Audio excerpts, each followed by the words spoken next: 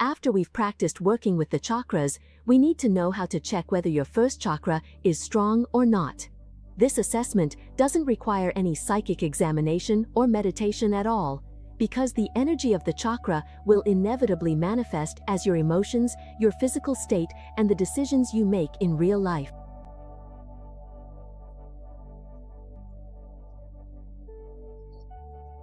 You can observe this simply from your daily life. This is what relates to the energy of the first chakra, both directly and indirectly. The matters associated with the first chakra are as follows. 1. The feeling of safety, which is the foundation of confidence in living. If the chakra is weak, you often feel unsafe, both physically and mentally. Survival, which relates to the ability to manage food, money, shelter, and basic resources. The physical body, especially the lower parts such as the legs, feet, lower spine, large intestine, and the excretory system.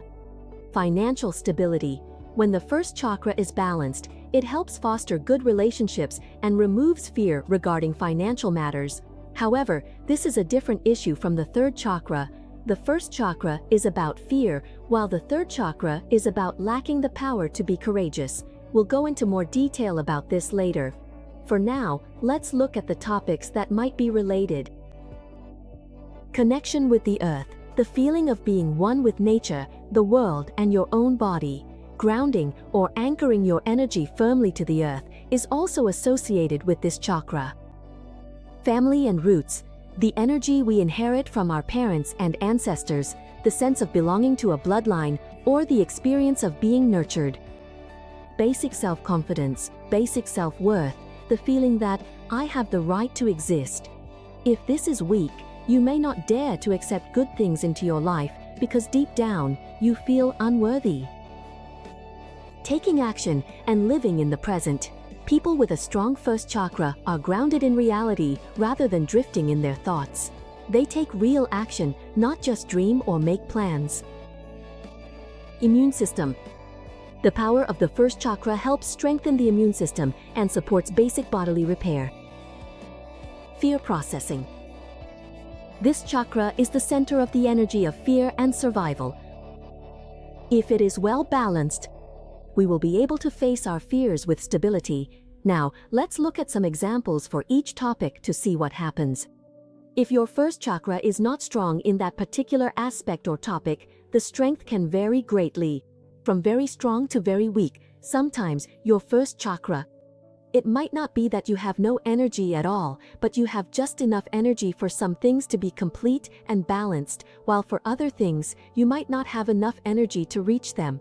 This can cause us to overlook or not understand just how much the first chakra can affect us. Practicing with it, it can have such a wide range of effects. Some people, after practicing with the first chakra, find that issue number 8 improves, but issue number 1 never gets better. This means that your energy, after stimulating the first chakra, the energy becomes bright in some areas, but still isn't bright in others. And for each person, the results will be different. You don't have to practice perfectly. You don't have to reach 100%. Just know how to practice first and know where the problem is. Whenever it becomes an issue, you won't have to force yourself to practice perfectly. You can gradually come back and keep building your strength, and you can change your affirmations. I'll make another video about these topics later. For now, let's look at the details first. This way, you'll have a truly solid foundation of knowledge. People who feel safe in life dare to do things because they're not afraid of failure. They believe in their own worth without needing to prove it, and they feel that even if they make mistakes, the world will still support them. For example, they dare to quit a job that doesn't align with their heart, because they feel that even if they don't find a new job right away, they can still get by. They feel safe. The world will help them. This sense of security keeps them from being trapped by the fear of not having money and gives them the courage to share their ideas in meetings. Because even if they're criticized, they don't feel like their sense of self will be destroyed. Their inner sense of security tells them, I am still loved, even if what I say doesn't please everyone. They can love someone without being overly attached or afraid of being abandoned because they know that love doesn't diminish their self-worth if that person leaves. They still have themselves safe and secure right here, but if you don't feel safe, how do you live your life? People who don't feel safe will never dare to take a step forward because they're always afraid of the outcome. They'll try to control everything and choose to stay within their comfort zone.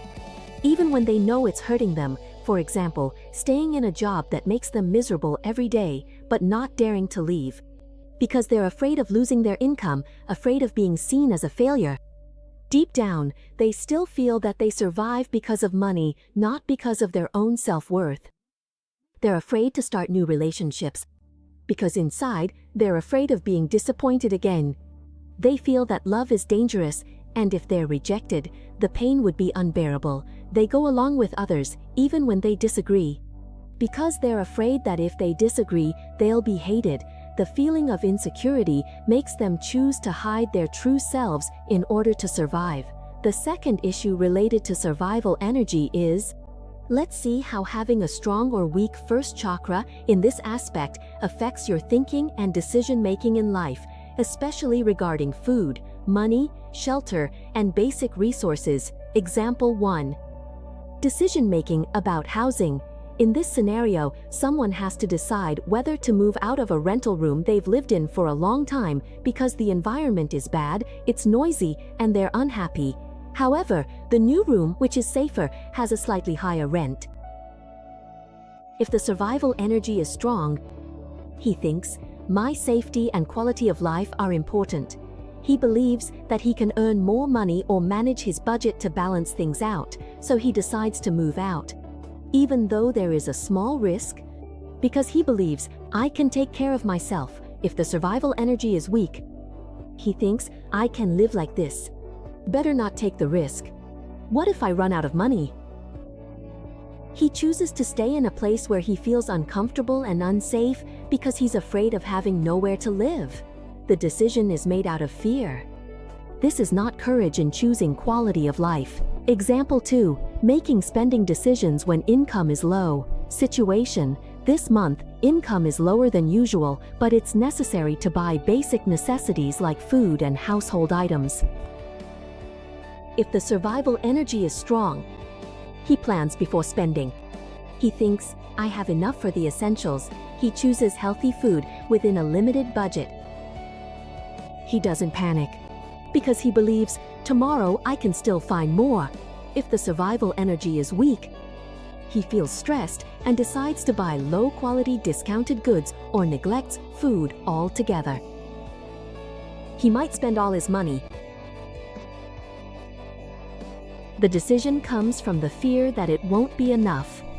Instead of considering what is truly important, people hoard supplies and food when there are rumors of a crisis, shortages, or emergencies.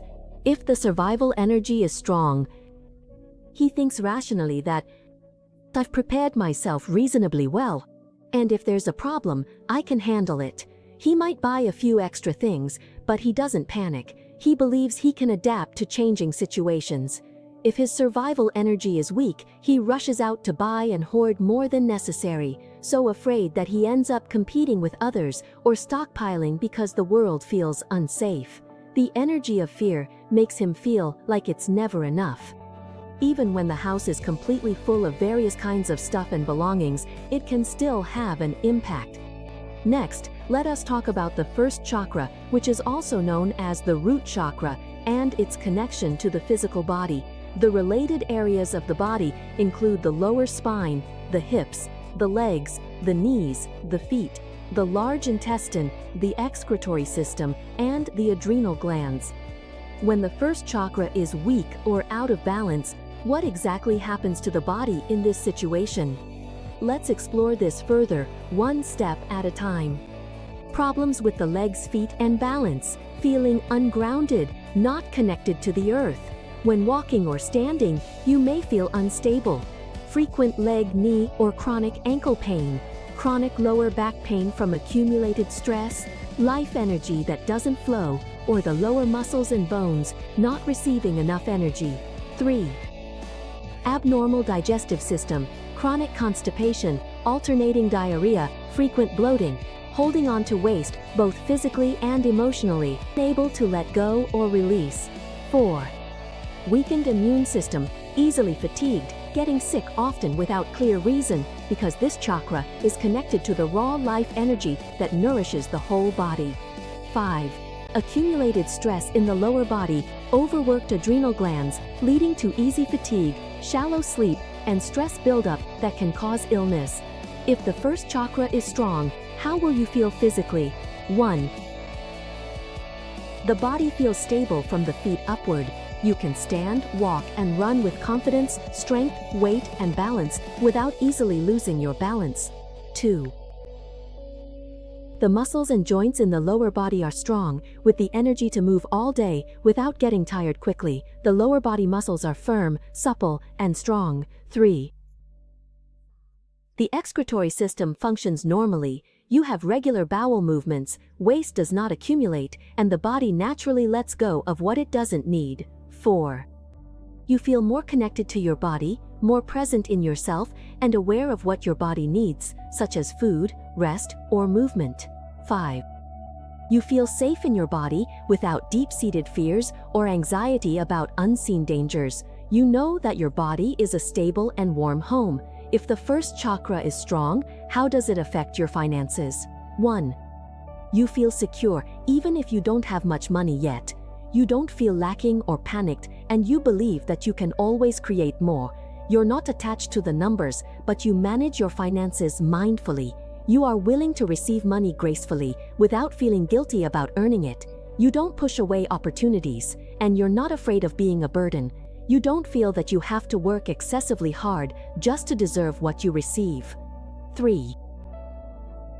You plan and use money with maturity, not extravagantly, not stingily. You don't spend money to escape your emotions, but rather to truly enhance your stability. 4. You dare to create income in your own way, with strong enough roots to grow financially. You refuse to stay in places that drain your energy, even if they pay well. If the first wheel is weak, how will it affect your finances? 1. Constantly afraid of lacking, even when you have money, it still never feels enough. You spend money hastily, save it out of fear, and deep down, it feels like you're always in financial disaster mode. 2. You put up with working in a job that doesn't align with your heart because you're afraid of not having money. You don't dare to change or make a move because your roots don't feel secure. 3. You use money to fill an inner void, overspending in hopes that external things will make up for what you lack inside, or you don't dare to spend it all because you feel unworthy. 4. Afraid to receive. Afraid to open up to abundance. You reject opportunities, afraid to accept gifts or help. You feel that you must always exchange something in order to receive money. In this matter, the feeling is quite different from the sense of wealth and abundance in the third chakra. The first chakra is related to fear or lack of fear, while the third chakra is about courage or lack thereof, having power or lacking power. Some people are not afraid, but they don't have enough power to succeed, which means there's no problem with the first chakra, but there is a problem with the third chakra, and if they want to do something, they have the energy, but they don't know what to do. This is a problem with the second chakra. As for checking whether the first chakra is strong or not, it's not over yet. I'm going to split this into 2 clips because I want you to listen and understand each step gradually. You don't need to be perfect at everything right away, because that might take years of practice, but for now, I just want you to see that we practice from the chakras in order to get real results, not just to finish, not just to listen to the clip and consider it done. If you still don't truly understand what you're doing, the energy won't change. But if you start to see which parts of yourself still have issues, just being able to see that is already a very good starting point. At the very least, your first chakra should be open and ready to use. At level 1 first, when you practice working with the chakras continuously, you will start to feel that some parts of the chakras gradually empower each other, developing together naturally. Even after listening to today's clip, the energy will continue to work for several more days. It doesn't end just on the day you finish listening. Don't worry about having your chakras shine 100%. Instead, focus on the areas where you can clearly see there are issues and address those main points first. As for the minor energies involved, if there are other energies that can help, you can receive those energies to support and speed up the process. Don't wait until all your chakras are strong before you start working with other energies, because you might end up waiting a long time. Integrating different methods will help you transform more effectively and quickly. And if you want to explore more about energy, you can find more details on the website divinetoworth.com. I have received the rights to sell attunement directly from Master Craig and Master Ol. You don't have to make a purchase, just visit to see the names of the energies and details about what each energy helps with. This will help you better understand and visualize the role of energy in your life. Right now, I am gradually uploading the information. Because the energies I have number more than 1,000 items, it will probably take a while longer. After this video ends, I hope you will have a clear goal and feel motivated to strengthen your core even more, so you can become a new version of yourself and enjoy life more than ever.